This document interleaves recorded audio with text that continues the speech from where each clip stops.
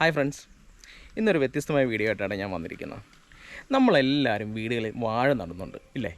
നീ കണ്ടുകൊണ്ടിരിക്കുന്ന നിങ്ങളെല്ലാവരും വീട്ടിൽ വാഴ നടുന്നുണ്ട്. ഒരു വാഴ അല്ലെങ്കിൽ രണ്ട് വാഴ വീട്ടിൽ വളർത്താത്ത ഒരു മനുഷ്യൻ പോലും കേരളത്തിൽ കാണില്ല. അത് നമ്മുടെ വീടിൻ്റെ പുറകിലായിക്കോട്ടെ, ഫ്രണ്ടിലായിക്കോട്ടെ, പറമ്പിലായിക്കോട്ടെ, ഒരു വാഴയെങ്കിലും നടും, എല്ലാവരും നടും. നമ്മളത് എങ്ങനെയാണ് നടുന്നത്?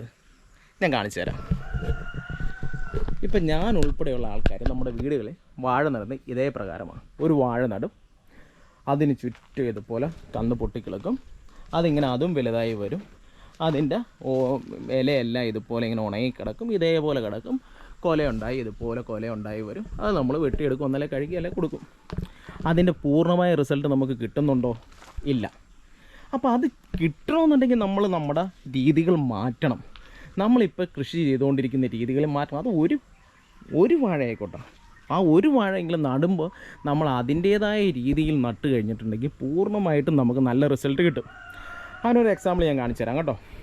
ഇപ്പോൾ ഞാനിവിടെ എൻ്റെ പറമ്പിൽ ഒരു 19 വാഴ നട്ടിട്ടുണ്ട് കേട്ടോ. അപ്പോൾ നിങ്ങൾക്കിത് കാണാം.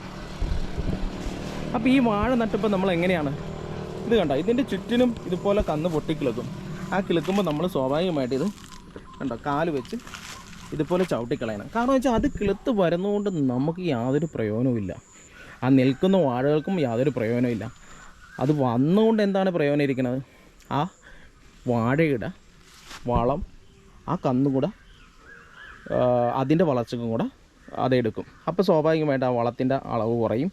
അപ്പോൾ അതിൻ്റെ വളർച്ച മുരടിക്കുകയും ചെയ്യും. അപ്പോൾ അങ്ങനെ വരാതിരിക്കണമെന്നുണ്ടെങ്കിൽ നമ്മൾ എപ്പോഴും അതെ ഇതിൻ്റെ ചവിട്ടിൽ ഈ പൊട്ടിക്കിളിക്കുന്ന കന്നുകളെല്ലാം നമ്മൾ കറക്റ്റായിട്ട് പിഴുത് കളയാൻ പറ്റത്തില്ല, ചവിട്ടിക്കളയാൻ വേണ്ടി നമ്മൾ ശ്രദ്ധിക്കണം. അപ്പോൾ അതുപോലെ തന്നെ നമ്മൾ ഇതിൻ്റെ വാഴ ഈ ഇലയൊക്കെ ഇതുപോലെ തൂങ്ങി വരുമ്പോൾ ഇത് കണ്ടോ ക്ലീനാക്കി നിർത്തിയാൽ കണ്ടോ, ഇതുപോലെ നമ്മൾ കണ്ടിച്ച് ക്ലീനായിട്ട് നിർത്തണം. അങ്ങനെ നിർത്തുകയെന്നുണ്ടെങ്കിൽ തന്നെ നമുക്ക് നല്ല റിസൾട്ട് കിട്ടും. അപ്പോൾ നിലവിൽ നമ്മൾ നട്ടേക്കണ വാഴയ്ക്ക് നല്ല ഗ്രോത്തും കാര്യങ്ങളും കിട്ടും. പിന്നെ ഇപ്പോൾ നല്ല വേനലാണ്. ഇപ്പോൾ മാർച്ച് മാസം എന്ന് പറയുമ്പോൾ അറിയാമല്ലോ, നല്ലോണം വേനലാണ്. അപ്പോൾ ആ സമയത്ത് കണ്ടുമാനം നനക്കാൻ വേണ്ടി പ്രത്യേകം ശ്രദ്ധിക്കണം. നന കുറഞ്ഞു കഴിഞ്ഞാലും വാഴയുടെ ഗ്രോത്തിനെ ശരിക്കും എഫക്റ്റ് ചെയ്യും കേട്ടോ. അപ്പോൾ അതുപോലെ തന്നെ നമ്മൾ ഈ വാഴ നടുമ്പോൾ നമുക്ക് അതിൻ്റെ അകത്ത് കുറേ കാര്യങ്ങൾ ഇടവിളയായിട്ട് ചെയ്യാൻ വേണ്ടി പറ്റും.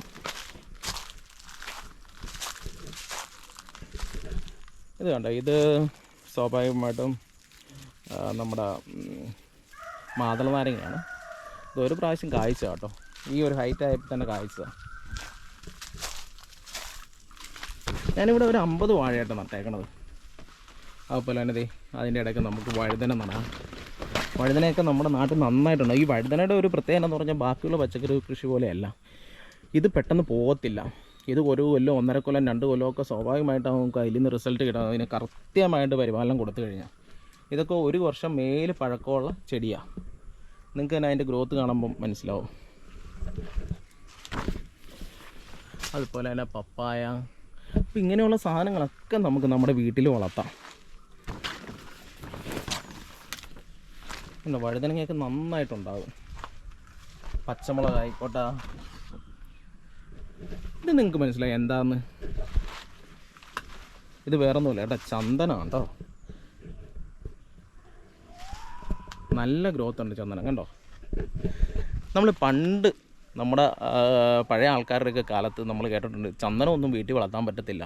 അത് വീട്ടിൽ വളർത്തി കഴിഞ്ഞിട്ടുണ്ടെങ്കിൽ ഫോറസ്റ്റ് വന്ന് നമ്മൾ പിടിക്കും, അതിന് ഫൈൻ ഉണ്ട്, പെനാൽറ്റി ഉണ്ട്, അങ്ങനെയൊക്കെ ഒത്തിരി കാര്യങ്ങൾ നമ്മൾ കേട്ടിട്ടുണ്ട്. പക്ഷേ അങ്ങനെയുള്ള പ്രശ്നങ്ങളൊന്നും ഇപ്പോൾ ഇല്ല. നമുക്ക് വീട്ടിൽ ഒരു ചന്ദനം 2 ചന്ദനം വളർത്താം. ഇനി ചന്ദനത്തോട്ടം തന്നെ നമുക്ക് ഉണ്ടാക്കാം വീട്ടിൽ, ഒരു പ്രശ്നവുമില്ല. അത് വിൽക്കുന്ന സമയത്ത് സർക്കാരിൻ്റേതായ ഫോർമാലിറ്റിയും കാര്യങ്ങളും ഉണ്ടെന്ന് മാത്രമേ ഉള്ളൂ. അപ്പം നമുക്ക് ചന്ദനം വീട്ടിൽ വളർത്തുന്നതിനൊന്നും ഒരു പ്രശ്നവുമില്ല കേട്ടോ.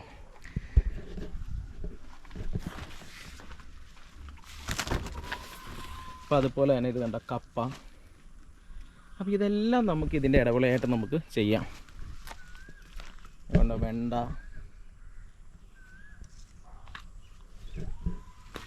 ചീര നമുക്ക് നടാം. അപ്പം എങ്ങനെ എല്ലാവരും അവരവരുടെ വീടിൻ്റെ ബാക്കിൽ ഒരു സെൻറ്റോ 2 സെൻറ്റോ സ്ഥലം വെറുതെ കിടക്കുകയെന്നുണ്ടെങ്കിൽ അവിടെ ഇതുപോലെ നമുക്ക് വാഴ നടാം. അതുപോലെ തന്നെ മരച്ചീനി നടാം, വഴുതനങ്ങ നടാം, അതുപോലെ തന്നെ കപ്പളം നടാം. അങ്ങനെയുള്ള കാര്യങ്ങളൊക്കെ നമ്മൾ ചെയ്യുക. നമ്മൾ കൃഷിയിലോട്ട് ഇറങ്ങുക. നമുക്ക് വീട്ടിലോട്ട് ആവശ്യമായ സാധനങ്ങൾ നമ്മൾ തന്നെ ഉൽപ്പാദിപ്പിച്ച് വിഷരഹിതമായ പച്ചക്കറികൾ നമുക്ക് കഴിക്കാൻ വേണ്ടി പറ്റും.